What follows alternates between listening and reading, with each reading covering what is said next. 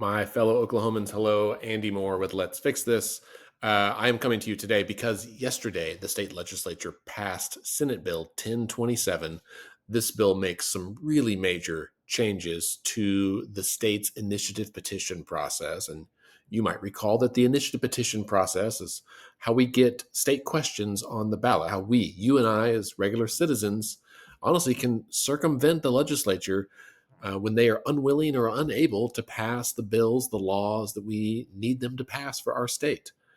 Some of the types of laws that have been passed through the initiative petition, most recently, things like Medicaid expansion, criminal justice reform, medical marijuana. Next year, we'll vote on the minimum wage increase. These have all been initiative petitions, but historically, really important pieces of legislation, such as the creation of the State Ethics Commission to serve as a watchdog over our politicians and their campaigns, and also the passage of term limits in our state was done through the initiative petition. And also, yeah, I'm forgetting now, some bills dealing with how taxes are raised on the ballot. It's really difficult for the legislature to raise taxes because voters went to the ballot and said, we want to make it more difficult. The initiative petition has been a part of Oklahoma since statehood, right? There's about 26 states that have an initiative petition process. And if you're going west across the U.S., it really starts around Oklahoma and then through the Mountain West and the West Coast. That's because when settlers were moving west away from the East Coast, they said, we can't rely on these elite ruling class politicians. We need a way for the voters of these states to put stuff on the ballot for us to govern ourselves. And that's why they created that. Yes, we are a democratic republic as a state. It means we elect certain leaders to lead us, but we know that sometimes they're going to fail, right? Sometimes they are not willing or not able to muster the votes or the political will because they're too busy worrying about getting reelected and catering to their donors. And that means that we, the people, need a way to get stuff done. And that's why we have the initiative petition. Senate Bill 1027 that was passed yesterday and now is on the governor's desk would make some really fundamental changes to how the process works. One of the most major ways is that it puts a cap on the number of signatures allowed from every county.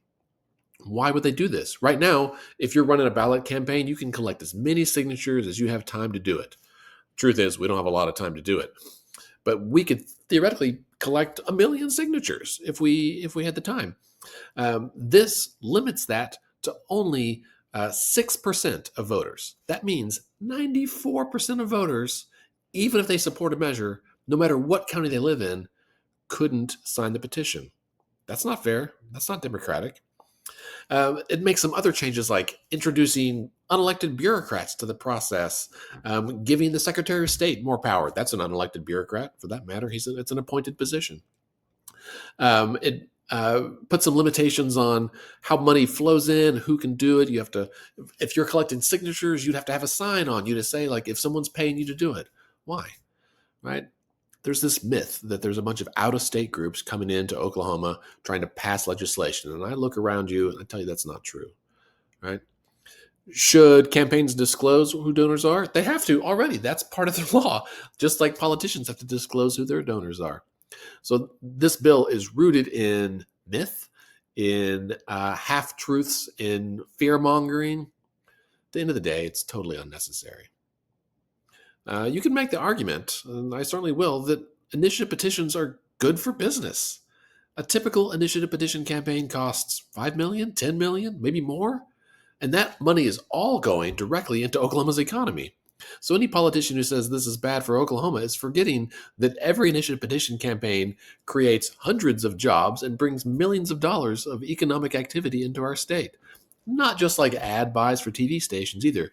We invest in local restaurants who are providing food for campaign events or volunteers, local talent, musicians, ads in local newspapers that are struggling anyway.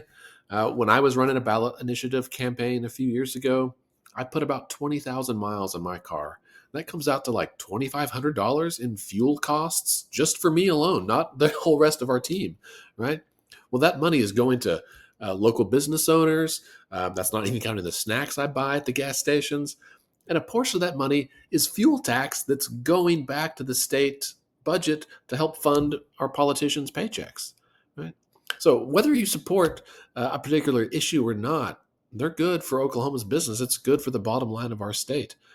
We shouldn't turn our nose up at that. Also, the initiative petition is open to everybody. It doesn't matter if you're a Republican, a Democrat, a Libertarian, a Green Party, independent voter like me. Anybody is theoretically allowed to use the initiative petition. And this is our last chance to stop this bill. So the bill is on the governor's desk right now. He's got 5 days to act. He can sign it, he can veto it, he can do nothing, which is the same as signing it. It'll become law anyway. So we need you to ask Governor Stitt to veto this bill, Senate Bill 1027. It's bad for Oklahoma. It's bad for democracy. It's bad for business. It's a simple slam dunk veto ask. You can use the link below in this email. There's a message in there. You can edit it however you need. But please take just a few minutes of your time today and send the governor a note and urge him to please veto Senate Bill 1027. You have my support. I'm thankful that we have yours. Thank you. Your state thanks you. America thanks you. And I thank you.